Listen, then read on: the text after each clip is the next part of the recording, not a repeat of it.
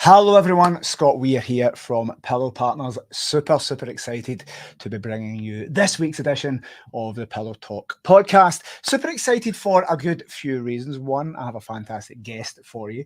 Second, this is the first one of 2024. I promise you it's going to be fantastic. And thirdly, we've got someone in person here as well. So a triple bonus for me.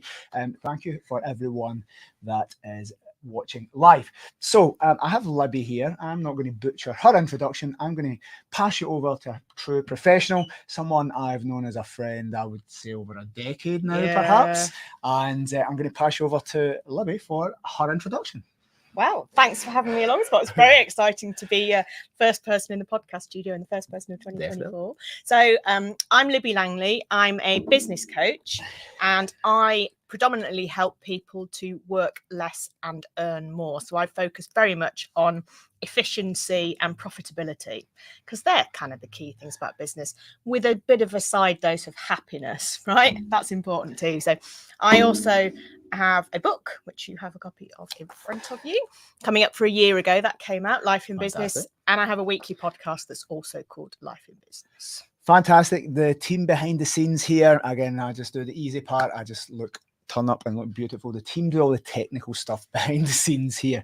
They get the audio, the visual, the social media, set up everything. So guys, as we go through, they will share questions. So any comments you're making, we are live on Facebook, LinkedIn, and some YouTube. I keep getting mixed up. Facebook, YouTube, and LinkedIn. So please put your questions down as we go through. And if you're watching this on the replay, you'll have all the details here. We will share the details of Libby's social media, her podcast, and indeed this beautiful book. So thank you very much for bringing a book here.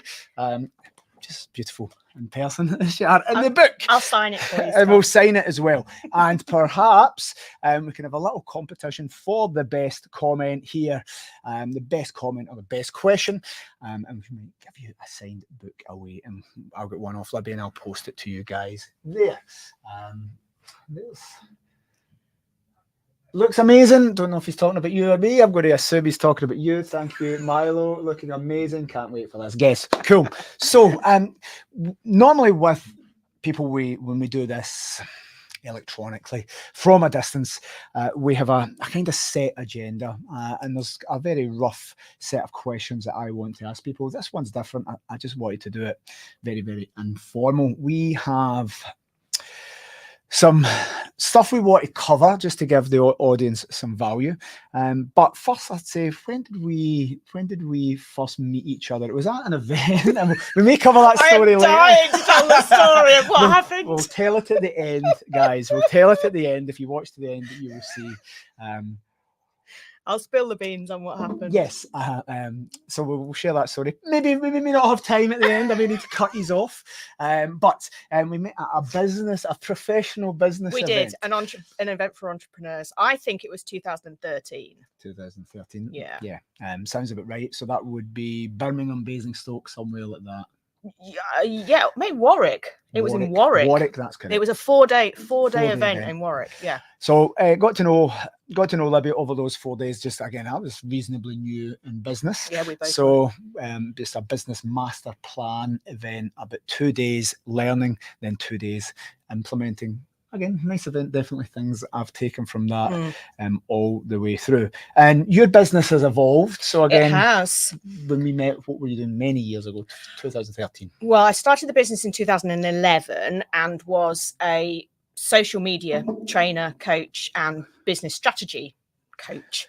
And over the year, social media back then, I first started teaching social media in 2009 when I worked for a college. And you could put a post on Facebook and make £1 million by the weekend, right? Social media was a very different place to how it is now. And gradually over the years, I've got older, but also social media has become more busy, noisy, and so I've transitioned more over the last kind of 3 years or so. I've transitioned totally away from social media. Maybe that's about 5 years ago, but marketing strategy was a big thing, and now I'm full on business coaching, which involves marketing strategy, business strategy, social media strategy, and all of that. But really, it's this kind of profit and efficiency that I find really I find it really sexy and really interesting, but it's the stuff that matters. It's the stuff that matters. I think so. Yeah. And in between times, it was for business. We used to meet up every 6 weeks, didn't we? Yeah, we did. Again, if you've Everybody is going to be thinking that we've had an affair, no, not at all. Not an affair if you were single. I don't think I was. But anyway. So we used to meet up as part of a business mastermind. Guys, you'll have heard me talk about this. It's a big part of what we do at Pillow with the franchise. Napoleon Hill's one of 14 success principles was a mastermind group. And back in the day, we all, 8 of us got together and did a mastermind group. We'd meet up across the country. Started off in outside Birmingham, and then we'd meet up in various locations. Manchester so 8 of a few us, times, 8 of us used to get together. Again, probably in the days of not being able to afford the high level masterminds that we're in and we teach these days. So quite nice to go full circle to doing our own, eight entrepreneurs coming together. Again, principle of a mastermind, achieving more than we could ourselves. You were I'll go back to the days of social media expert then, just teaching us. People were talking about lead generation and different things, direct mail. So back shows you how long ago when direct mail was the big thing. So 8 of us coming together, and again, just probably went and built businesses over the last 5 years, and and it's been an amazing journey. Actually, think back to when we first started. I mean, it was 2011 when I started my business, about the same time for you, wasn't it? More or less. Yeah. So looking back and kind of where we were there, and thought we knew everything, but really we didn't really know anything at all. Yep. And now we do know everything. Yeah, pretty much between us, probably. We've got books. I think I've got books. But look how much thicker my book is. My face is thicker. Look how far that was back 2007 or something. Horrible. 2012. But it's to see, kind of, to reflect on our own journey and see what we've done and what we've achieved and how we've kind of grown, and now we make conscious choices about what we want in our business and in our life, rather than doing what we thought we should do and be on that trajectory because that's the trajectory everybody was on. It's interesting to kind of reflect on both of us, because we've been on really similar paths and been doing it the same amount of time, which has been great. Definitely a question in. I'm going to put it in a little bit, but I want to come back, because when people say there's somebody that is an accountant or a social media trainer or implements your Google AdWords campaigns, well, these things are simple to understand, but when it comes to business coaching and life coaching, very broad terms. So tell us a little bit, because be about life and business, easy ways to work less, earn more, and embrace true happiness. Tell us a little bit about what you do, because it's quite a big broad topic, but where do you niche it? In terms of how I help my clients, or in terms of the book specifically? No, the clients. No, the clients. So most people come to me because they have a business, they're making some money, but they feel really frantic or like overworked, just too much going on, and can't see the wood for the trees at all. And we all have felt like this at times, right? But so what I help them do is kind of pick that apart, and not so much on the emotional side. You're not either. We're not really touchy-feely people, are we? We like the facts. We like we'll come back to that. We like the facts and the data and the stuff that can be analysed. And so I help people to look at where they really truly are in their business, because often they'll say my marketing's not working. And it's like, right, your marketing is 10 steps ahead. Let's look at what services you're offering, how much you're charging, what profit you're making, what you're actually doing that's taking all this time, that's making you so tired. And that's kind of the foundations that I always build on with people. And then we can talk about marketing, sure, but like I say, that's step 10. It's never the thing to fix. The thing to fix is, are you making any money? How can you make more money? By doing less than you're doing now. Yep. One of the we had a very brief conversation on your travels up here, which was severely delayed. Which was over 6 hours. British Rail. But when thinking of what to talk about, and again, there's lots of podcasts out there, and they're covering mindset, they're covering well-being, covering business, covering marketing. And I always like to do something different, bring to you real people here rather than cover stuff that's been covered many times before. One of the things you were mentioning was about the hustle mindset. And I suppose I was on holiday, and if you saw my social media, you'd see I'm working because it freaked me out. It was an experiment. Could I take 2 weeks off the business? Yes, but did I enjoy working? And I was on the balcony doing from Cape Verde, from beautiful sunny 24 degrees versus the snow here in Scotland. So it wasn't work to me, and it actually, I realise I'm a bit freaky. It gives me anxiety not to work, and I love working. Yeah, work is. I'm the same though, because work is a hobby to me as well. Work is. You know, what you're interested in. Work, my business, other people's business. It's like it's what you do as well as what you're interested in. And I know you're the same, because that's how our brains work, right? So I'm with you on that. So, and you mentioned the word hustle, and I want to bring that up because I put a post on just as I was going away, saying whatever it was. It annoyed me. Right? The set Christmas doesn't annoy me, but the fact that nobody does fucking anything in the week before Christmas. Nobody does anything in the 2 weeks over Christmas, New Year, and the week between, and nobody does anything in the first week of January. And everybody has excuses, and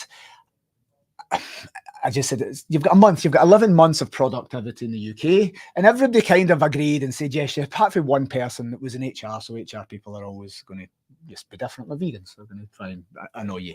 And they said, I hate this hustle mentality. It's totally dangerous. And it basically went all in. I didn't know who this person was until the day I didn't even click the profile. Doesn't matter. But their comment was, I hate that hustle mentality. That's dangerous. And basically, the premise of what she was saying from an HR perspective, which is right, is that people do need breaks. That hustle mentality is, as much as I don't see it as that, in the post essentially was going away for 2 weeks on holiday. So it wasn't saying people shouldn't get holidays, but it got me thinking. That triggered somebody who then saw that as a hustle mentality, which I would say is getting up at 5 p.m. and all that. So let's talk about the hustle mentality and how to build a business without that. Because if you're a weird entrepreneur, I heard Elon Musk would just sleep under a desk and just work all the time. Yeah, I mean, I think there's a balance, right? Yeah. So what's the other side of that? Well, I don't like the hustle culture, I have to admit, and I'm going to kind of circle back on that. I don't like the hustle culture. You don't have to get, and I talk a lot about this in my book, you don't have to get up at 5 a.m. to be successful. You don't have to put in 14-hour days. You don't have to do everything to the detriment of your life in order to build your business. You don't. You have to make conscious decisions. And so you don't have to like hustle. And you don't even have a side hustle either. You know, you can just choose your thing and do your thing and focus on your thing. But the important distinction there is that if you want something and you're in a period of growth, it's going to be more tiring, and you're going to have to put in more effort. Like December and January for me are insane. It was getting towards, so busy that Friday before Christmas. Saying people wound down. I'm doing podcast interviews. I'm doing everything because I'm in a period of growth, which means I'm tired.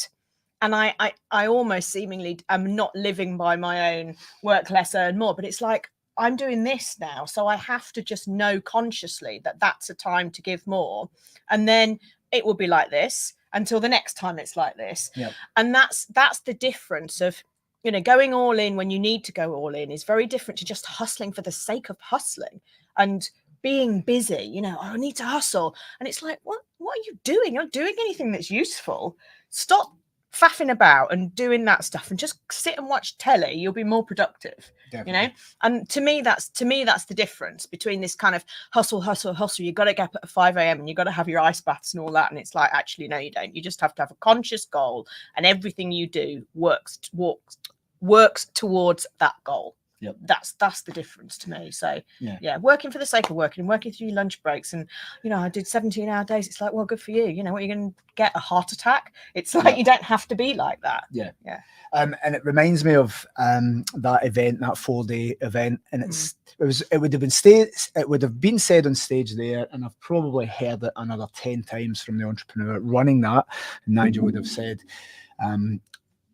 entrepreneurs use working hard as a badge of honor, not taking holidays as a badge of honor. And at the time, he said that 12 years ago, I fucking don't have time for a holiday. Why? That's a weakness. And my competitors won't be taking holidays, and if I can get 2 weeks extra, and I can get 2 hours extra in the morning. And essentially, I disagreed with him. turns out he was 100% right and I was 100% wrong. And the reason I would, I suppose, need to work so hard and have that mentality was definitely immaturity in business, but also an experience in business. And perhaps, I remember when I started, we first met, I had a letting agency. I didn't even have business cards, and I was walking down the high street where we originated, seeing offices, double glass fronted. They had offices in London, 10 branches, hundreds of properties. I had none, didn't even have a business card, thinking, shit, how do I compete with these? Yeah. And being an experienced in business, well, that suited me. That worked for me for the first few years because I kind of had to do something extra. I had to work evenings and weekends when people shut their doors at 5. I had to do things for hosts and landlords that other people wouldn't. But unsustainable, because me running about lifting laminate floors and helping landlords move sofas, there was only a limited amount we could do that. And it then gets to the stage of, you could do that and have that I suppose, the martyr mentality.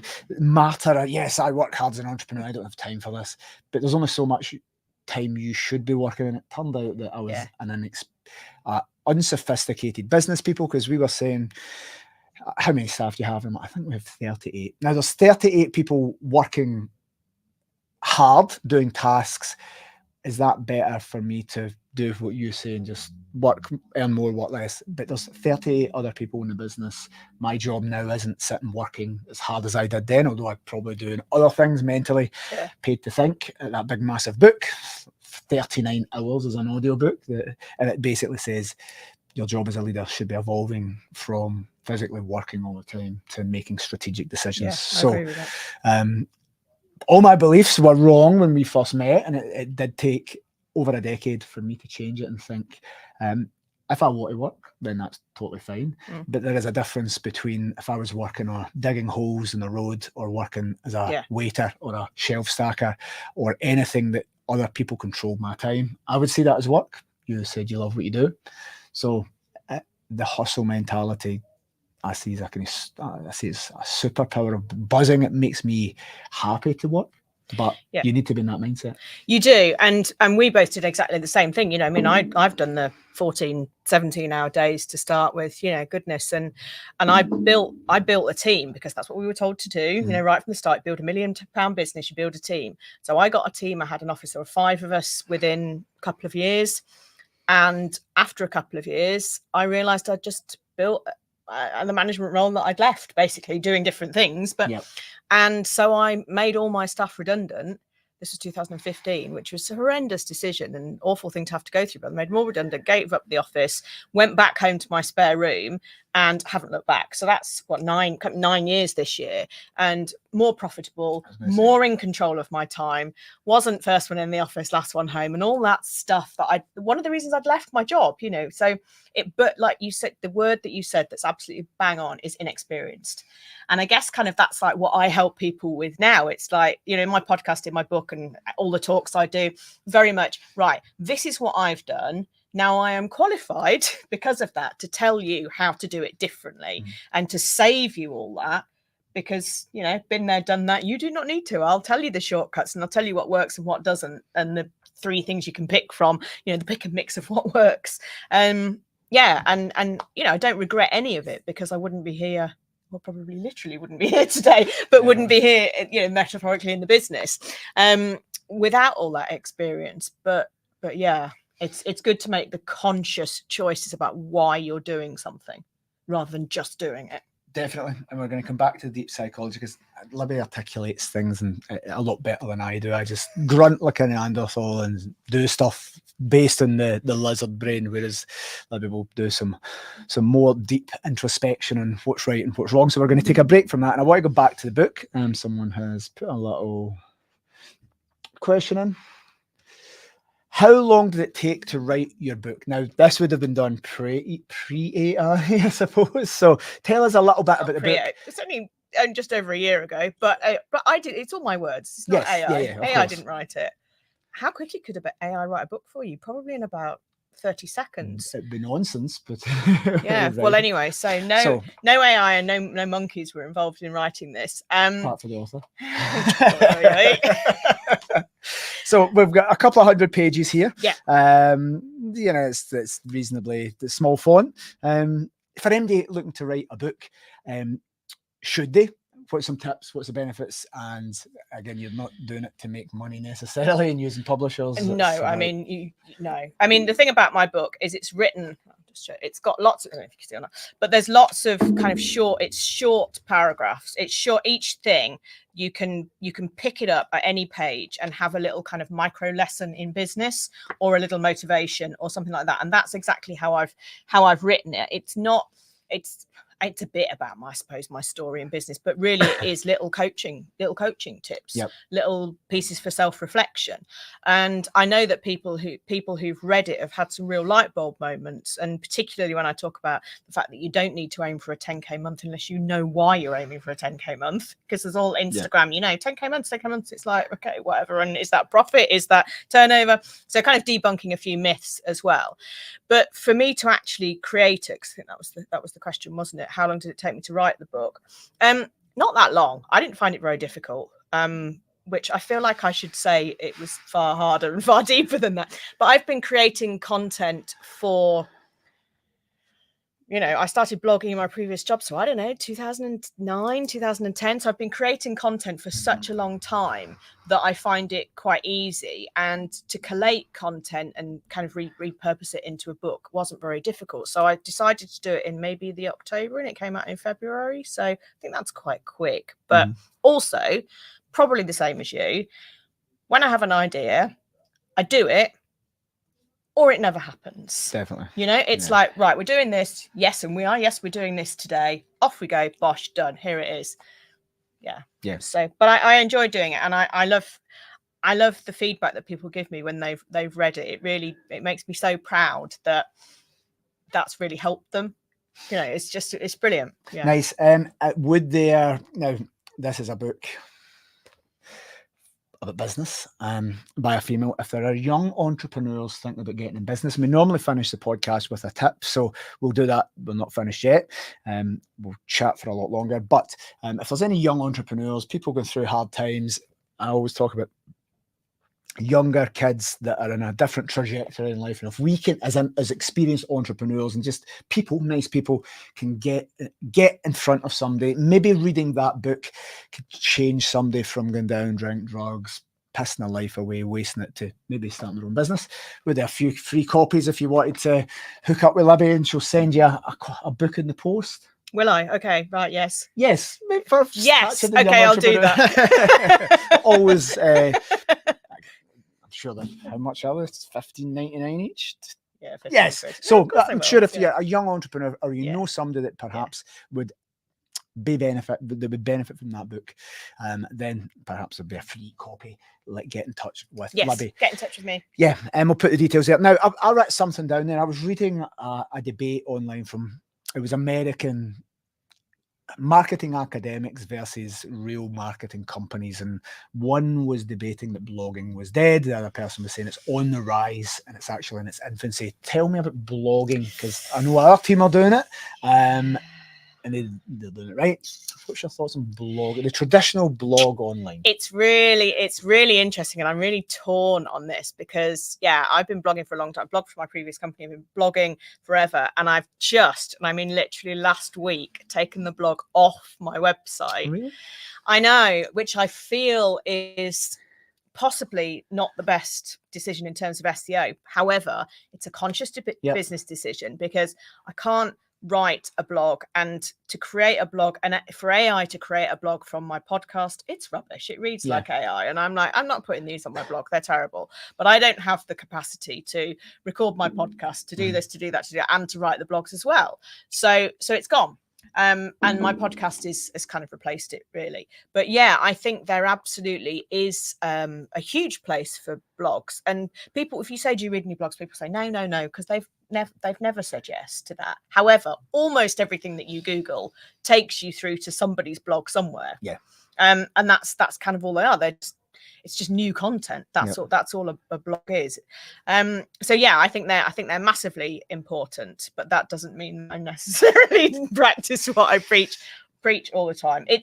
You can't do everything, and my podcast for me has taken precedent. So the blog's gone. Yeah, but again, if you don't need it for SEO, then if you TikTok, all these young person's things, online video content's going to be much more picked up. Because we've got attention spans of goldfish now. It makes me very sad, but yeah, it is, and we need short form video because nobody will read anything anymore. And I'll tell you how smart that is, and I'd say it was less than a year ago.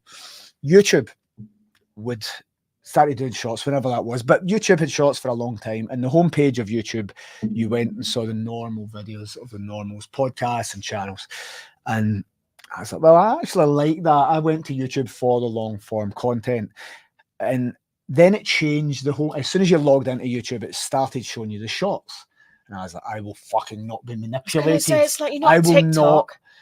I will not watch the short term stuff, because I want to get the content, and I know what they're doing. They want me to do that, and it's attention spans. And I tell you, 6 months later, I watch the shorts. Yeah, it works. And I always said the team do TikTok, and they make me do silly dances for TikTok, or whatever the trends are.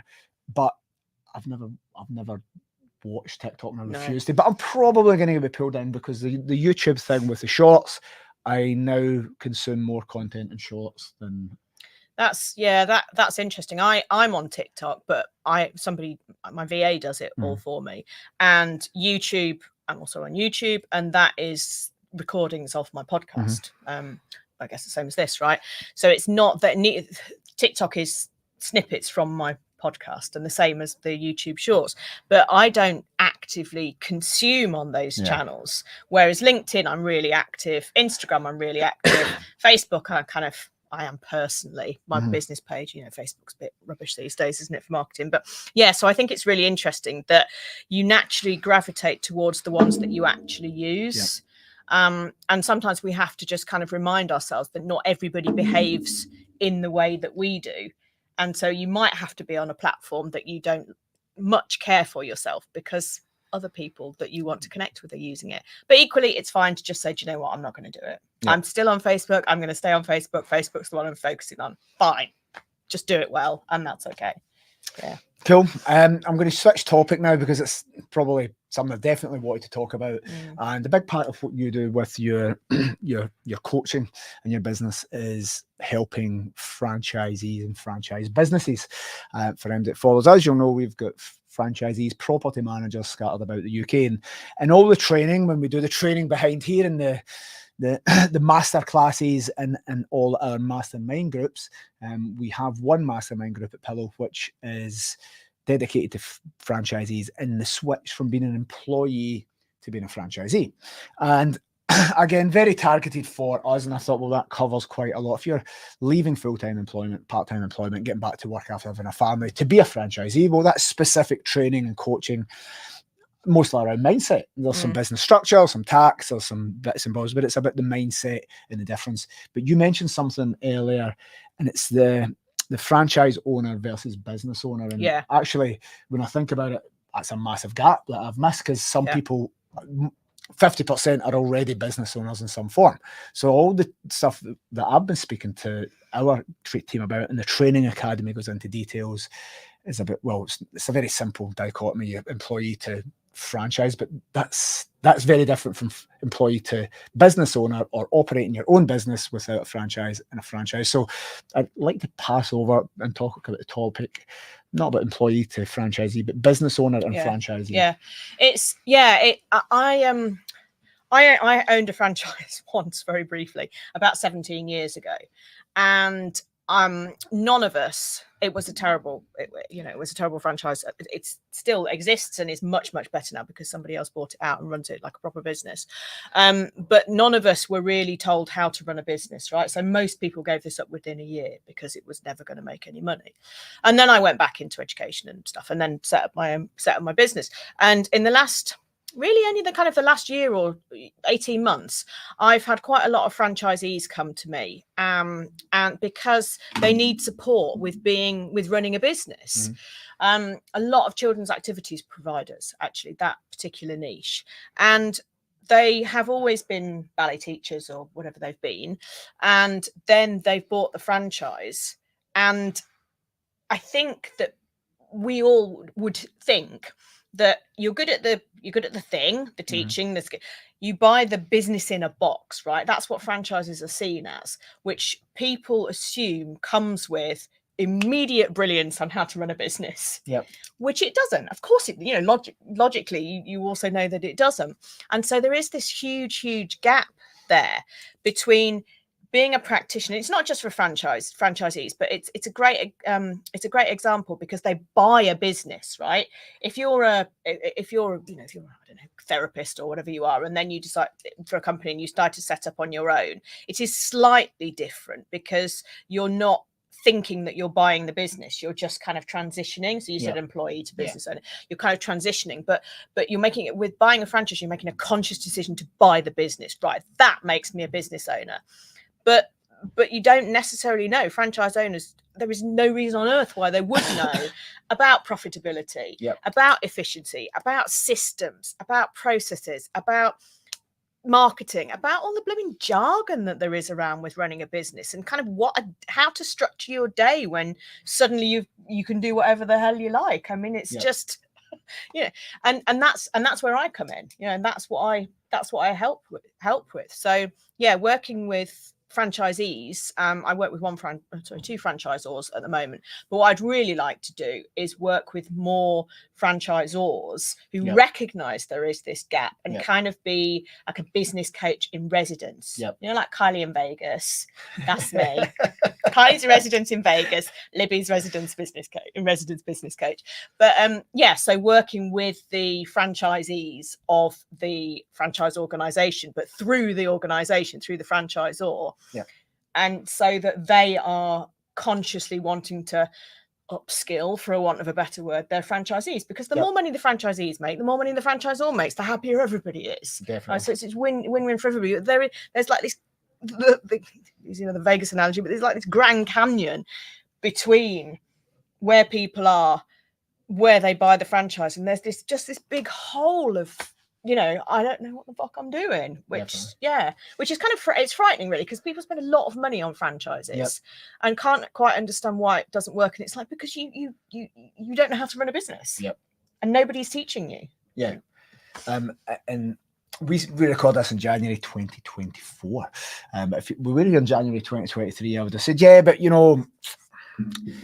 airy-fairy nonsense, that, because we teach. Again, it's simple. If you're with Pillow, we're going to teach you how to be one of the best UK property managers for service accommodation. And the business model, we pay for everything. You don't have any costs. It's 95% profit margin. And I would have said, I don't think our franchise need that, because we have that covered. And now, towards the end of last year, probably halfway through 2023, we thought we need to restructure this, and in November we can relaunch what we did. So I'm in 100% agreement when you're saying those things, and I agree with you, which podcast people always agree with. But if this was 12 months ago, I'd be like, well, we don't need, I get that, but not for Pillow. And it turns out it's as relevant to Pillow, if not more, than anything else. So one of the things when you're saying being an entrepreneur in residence, we've met Grace, she's doing the social media. We've got experienced property managers doing property management. We've got coaching for coaches in different mastermind groups for accountability. But one of the things we are setting up this year, because we have employed property managers, so the mastermind and the coaching program is around property management, and that's the kind of hard skill if you're buying a property management franchise. And there's some employees in that, but we've recently set up the new mastermind group that's launched this month for everything you've just said. So when you're saying you would like to be that person, we need to continue that. We've always wanted to get expert people into the business to do that. So that expert in residence for our mastermind group for just franchisees and franchise business builder, or whatever the team have called it, having somebody there to talk about this that is not me, because it's I think that's an important thing as well. It's somebody who understands the franchise business, to what the rules are, right? But is unattached and comes from a kind of objective point of view, rather than you're in my business kind of, which is obviously how you are, Yeah, of course. And we were pretty open about my experience when we first met. And I think it could be because I think, well, don't worry, I'll teach them all this, and the team will teach them this. But Pillow, we have very clear objectives to get to £25 million turnover. We want to get a business valuation of £100 million, and the stuff of that is not the same as the franchisees. And I said, yeah, but I was the stage of franchisees are at. But when I was at the stage of franchisees are at, my business was running shit. I did not know anything I know now. So my skills and knowledge would be almost damaging to a franchisee, because if they're doing what I'm trying to do with a big business, those principles won't apply for what we're trying to get those guys to make a six-figure business. Yeah. So it wouldn't apply. And when I was building a six-figure business, you should not be taking my advice. But then 2006, I set the business up, and probably between 2006 and 2016, you should not be taking my advice on business. And it was only when Pillow reformed in 2016 I applied everything. Yeah. So having somebody in, so we're definitely going to make that happen. I could be your Kylie in residence. You see, I could wear the gold hot pants, everything. Sign here, please. How did you take on the hot pants? What I need is it? So sorry. I mean, I hope nobody's watching. Nobody watches my live streams. Everybody will be watching on the replay. They will now, especially if you just put that clip out as a short everywhere. Yeah, definitely. Everybody's Googling Libby Langley hot pants. I mean, just can't think of anything worse, but I love your reaction. Thanks. I'm going to take that with me. I did the vomit on now, so that's good. So, some tips. Tips for people coming from self-employment to set up their own business, or self-employment to being franchisees, or people who are franchisees but lack the business skills. A couple of top tips to finish on. The first things to do, I would do, is kind of self-reflection, which I mean, I'm not a woo person, but you've got to lead with how you feel, or you might as well get a job. What makes you happy is so important. So think about how you want your day to look and how you want your business to look, because particularly when you buy a franchise, the temptation is just to go all hell for leather, the 17-hour days, everything that we said, because you've got the franchisor telling you where you've got to get to and all of this. So think about how you want your day to look and be as smart as you can about it. So if it is children's activities, which I mentioned before, for example, focus on having 3 classes with 20 kids in rather than 20 classes with 3 kids in, because you will not make any money that way. And it's so hard to market. The fewer elements that you have available for people to buy, so the less choice you have, like if you have 3 classes rather than 20, it will be easier for people to decide. And we all know the expression that confused buyer doesn't buy. Yes. If you give people too much choice, then they won't know what to choose. So yeah, focus on one thing, talk about it constantly until you are sick of talking about it, and then talk about it some more. And they're kind of the real basics, but that's not what people do.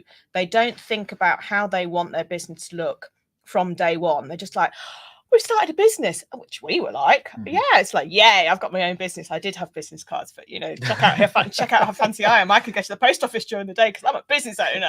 Definitely.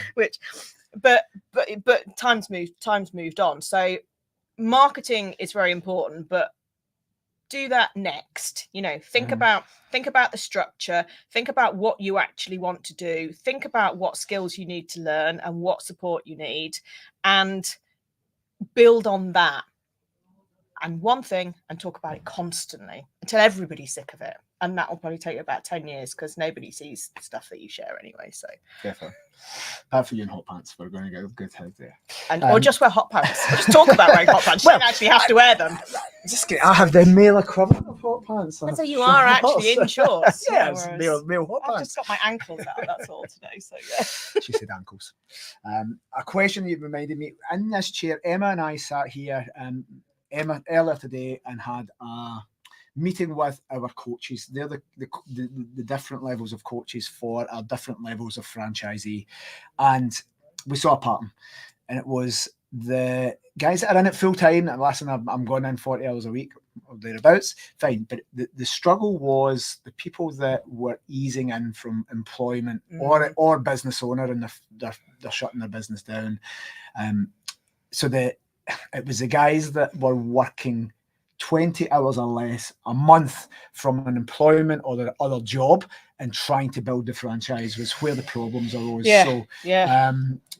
what's some tips? And I can very basic wrote down time management, but for those people making the transition into a franchise business but have other commitments, what's some tips or experience you've had around that? You've got to, it's funny, I had this conversation with a client, somebody's coming to do a VIP day with me on Monday, who's is transitioning out of work to set up a consultant, and had this conversation. And the best way to do it is to set yourself some really clear timelines with things, because if you say I'm going to transition, I mean, what's that? A year, 2 years, 5 years? Yeah. It's never going to happen. It's very, very difficult. If you've got a job, it's very difficult to have all your focus on something else because you'll end up getting fired, right? So there's kind of a couple of options. You walk out, which is what I did, and just start a business, and you just say goodbye, very good management salary and loads of perks in the public sector. I'm going to work on my own now. So you either just go cold turkey and you leave, or you set yourself this kind of transition period. So you say by the end of April, I will have completely left my employment, and make arrangements with your employer to reduce down your hours. Go from 5 days a week to 4 days a week to 3 days a week to 2 days a week. And that helps you build the business, because you have those days where you can work properly on the business. Because trying to start a business, which is the toughest time in a business. There's lots of tough times, but I think that's the toughest. When you've been at work all day and you're knackered and you've had meetings, and to then try and have the energy and gusto. It's really, really hard, particularly as you get older. Quite frankly, I wouldn't know. You're forever 24. I know, it's just me that's getting older. But and I think you've just got to be honest with yourself, and you've got to be structured with yourself, which doesn't sound that much fun, but it's like, well, if you're going to do it, just bloody well do it, right? Yeah. And make that commitment. The commitment is the thing that matters the most. Yeah. And with timescales. And it reminds me, when we were at that 4-day event, and this thing was, that person that was taking the thing, Nigel, was saying, well, you can't afford a holiday because you're building a business, but book a holiday, pay your deposit, and then you have a time scale at the end to pay for it. And again, I was like, no, it's probably nonsense, and why would you do that? And that's risky. But if you're setting yourself that, like that holiday, or setting to say, I'm going to go part-time in July, and I'm putting my notice, I've told my employer I'm finishing this time next year, then that is your timescales, and you will be forced to do it. Otherwise, you'll be like, well, I'll tell you, of all the entrepreneurs you've ever met, what percentage make more money than that management job? They would be better having a fucking job, and they work half the time and then double the money. Entrepreneurs. Yes. So you will forever be that entrepreneur unless you hit those goals. It's true. It's true. And it all stems from making the decision about what you want. It's so important. It's like, I'm going to start a business. Why? What is it that you want that to bring you? Not what's your why. I don't mean, that I don't mean kind of on that side, but I mean, why do you want to do it? Just what's the motivation, and what's it going to bring for you? And do you really want that? Yep. Because if you really want that, you will be motivated. And no, that doesn't mean you're going to hustle 24/7, but it means that you'll focus on that, and everything you do will drive you towards that. And if you're not, if that mindset doesn't appear for you, it's probably not the right thing that you're thinking about. Definitely. So you maybe do get a job, and there's no shame in that. I've worked with clients who at the end of the 3 months together have decided, or however long we've worked together, have decided to go and get a job, and that's great, because that is a conscious choice. They've realized that the business is never going to be the way they want to structure it. It's never going to make them the money that they want, so. And that's great, but it's these conscious choices are just everything. That's what people need to think about, why you're going to say something or do something. Perfect. I've got a little question come in, and then we will finish up with the last segment. Are there any AI tools you would recommend to ease the workload? It's gone back to your previous comments and observations. Always a hot topic, AI, but specifically to ease workload, help people with. I don't use much AI. I did do a podcast episode about this, actually, one of my life and business episodes, about how AI can save you 2 hours a week. And really, if you just use Chat GPT to sanity check stuff, or to say, I've got these 4 ideas, can you give me 23 more that are along the same line? That's going to save you a lot of time of sort of wandering about, making tea, trying to think about an idea for a blog or some content or whatever it is. So tools like that are available, and also for automation. There's lots of which specific one entirely depends on what task you're trying to do, but for automation, and there's a lot of clever stuff out there. And I think it's gonna kind of become something that we use more and more, really. Perfect. Part of your life. Excel spreadsheets, somebody told me yesterday, was taking something to the airport, and they said Excel spreadsheets, put in what you want, and it makes it. And I thought, I never thought of that. I know. I mean, it's just it does happen. It's really. When I talk about it, I talk about it kind of on the simplest and easiest levels. I'm absolutely not an expert in AI, but I just think I think the ease and efficiency that it does bring is phenomenal and will become more and more mainstream. Yeah, I like not to ever harp on about AI, because everybody's going to be AI consultants in 2024. 50% of business coaches will be AI consultants. I'm not moving that way. I'm just saying. But you said a really interesting thing, which definitely gives you credibility, is you did a podcast episode about saving 2 hours a week with AI. Now, what you're going to see is podcast episodes about quadrupling and 10xing your productivity. Save 2 hours every 1 hour with AI. People will be milking the fuck out of that. 10x your productivity. See, 3 years ago, before the AI was a thing, if you could save 2 hours a week, that was worth going into a podcast. But now people will say 2 hours a week with AI. Well, I could save that in a day. You could, but your work would be shit. It would be irrelevant. And it's just impersonal. This is what just makes me so cross. And I guess I'm kind of old fashioned, I suppose, now in the way I talk about things, because it's absolutely all the fundamentals. And I said before about the coaches on Instagram are like, 10K months, 100 grand months, whatever. And it's like, yeah, but you're talking about turnover, not profit. And it's just, I feel I come in and I'm just like, right, let me just give you the truth, kids, here. But I just find that that's a better foundation to build a business on. There's no gimmicks. AI is great, but if you never use AI, you can still have a really successful business. Definitely. So it's just another tool, right? Perfect. One final question here from Emma, another long-term friend. Hello, Emma. Going from 5 in an office, so back in an office, to working in a home office, how do you spread the word? Or going from 5 in an office back to the home office? Maybe 5 days, probably. Yeah, 5 days in office. Yeah. So office, commuting back to the home office. Right. Okay. What's some tips on that? I haven't worked in an office for 9 years, and that even then it was my own office. So I've not had a job since 2011. Uh-huh. So I don't know. I mean, for me, it's all about wearing slippers, being comfy.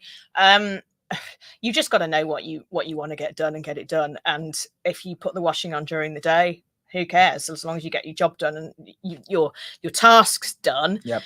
It's just about focus. It's about focus, and it's about self-discipline. And if you're having a day where nothing's getting done, it's okay to just, if you work for yourself, it's okay to just kind of sack that day off. You know, you can do it tomorrow. It's part and parcel of having a business. If you find yourself sacking every day off, then you probably not really got the right business. But we all have bad days where we don't feel like it. Go and do something else, but know what you want, focus on it, write stuff down, tick it off when you've done it. Yep. And just be kind of complimentary to yourself about what a brilliant job you've done today. Perfect, because there's no colleagues there to do it. Emma, I saw a great thing, and it was somebody, I think it was it wasn't a blog post, but it was an article. It was a piece on. Oh no, sorry, she was going from 5 in an office. She says about me. Sorry, it was me having 5 people in an office. That's what she means. I said I had 5 staff. Right. Yes. How did I spread the work? Oh, right. Okay. No, sorry. Right. We missed it. Both of us. How did I manage the work? No, I basically got rid of all the clients. Right. So we were doing time vampires. We were doing a lot of social media management back then, and it's the most boring thing in the entire world. So my team. Sorry, Grace. Like, no, if you do it for a company, it's fine. Other people's companies, it's just like, it's really hard to be enthusiastic. But so my team did it. I didn't do it. I did all the training and consultancy and all that stuff. So when I got rid of all the stuff, got rid of all the clients too, and just carried on with the training and consultancy. So sorry, that's the actual answer to the question. Yeah, that's a bit stupid. I saw a great thing, and it was, I think, work, and I agreed with it. Work, rather than like, you will do 9 to 5, you will be in an office, you will work from home. And why is it hours based? It was a term like working, wasn't working to task, but it's something like that. And it was, do I care if I want you to, if I pay you money to coach and mentor my franchisees, as we spoke, and it increases their efficiency by 3%. If you can make them more than 3%, and I'll pay you $3,000, then that's anything above that's profit, and I'll get the long-term effect. So, do I care if you spend 5 minutes with them and give them a nugget? Do you need to be here for a day to get my $3,000 value? The employees, if you give them a task for their wages, does it matter if they do it in their pajamas at home? Does it matter if their kids are running about? If you're giving a task that you see the value for, whether it's wages or outsourced, so working to task and saying, I see the value in doing that as X. Do you believe you could do that? Yes, plenty of time. And if they do it in 6 hours, rather than 8, I think it's just much more a grown-up way of doing business. Whether that's you with employees or you managing yourself, just like what do you want to do it, right, then go do something else. It's fine. It's just to me it doesn't matter, but I realize perhaps I don't think like quite a lot of the corporate world. I definitely don't. So final point here, if you were looking and the audience were watching and you've liked what Libby said, you think, I'd like to work with Libby, what's your ideal client? Anybody watching that would like to use you or follow up or get to know you a little bit better, find out what you do, what's your ideal client? And the team will put the contact details on. Who would you like to work with? The audience are watching. I run in-person masterminds at my house in Chesterfield because slippers. And because I don't want to go anywhere. I come all the way to Glasgow today. It's like, well, I stay at home. They can come to me. So yeah, every month I run an in-person 1-day mastermind at my house in Chesterfield in Derbyshire, where people come, spend the day with me, up to 5 other people, and we thrash out their business issues and they go away with a proper strategic plan, proper action points. So there's that. If anybody's interested in coming on one of those, then you can get in touch. I also do VIP days, which is just 1, maybe 2 people in partnership where we work together solely on the business. That could be online, that could be at my house, that could be at their house, wherever. So that's for business owners, very, very small businesses, 5 people and under. I don't want to work with big corporates in that regard on that stuff. So very small business owners, service providers. I'm not really very good on products or retail, all that kind of stuff. So service-based businesses. And the other side is the franchisees, which again come into the small business owners category, but franchisees and franchisors. Think Kylie in Residence, think Libby Langley. I don't even know who Kylie who? Kylie Minogue? Yeah, she's older than me. But you wouldn't think her. Kylie Minogue. Kylie Minogue. Everybody loves Kylie Minogue. Just in case it's the wrong Kylie. How many other Kylies do you know? I don't know any Kylies. Yeah, it's like you're going to be Kylie Minogue, resident in Vegas. Right, I see what you mean. Yes. Yeah. Yes. Right. Cool. So I've decided to keep a little bit of intrigue into how we met. We're not recording it on this. We will have a bit of fun. We will record it after this and maybe share it in the socials after, but we're going to keep a little bit of intrigue on that. Maybe for episode 2, maybe we'll share it on our socials. If you're on this, you will follow up with Libby. You'll love all her socials. You'll follow our podcast. You'll listen. We'll maybe share it at another time, but we'll leave some intrigue for that at the moment, and because that's going on. Do you think it's going to be as good a story as we built it up to be? No, but that's why I'm leaving some intrigue. People are going to be sorely disappointed. So we will leave that. It's nearly coming on for an hour. Thank you guys for all the questions. Again, the team will put all the details for Libby under here. Thank you for the team behind the scenes next door that set all the recording studio up. Thank you, Libby, for coming to Glasgow to see us. And I guarantee we'll have Libby on another episode very, very soon. Thank you very much. Thank you.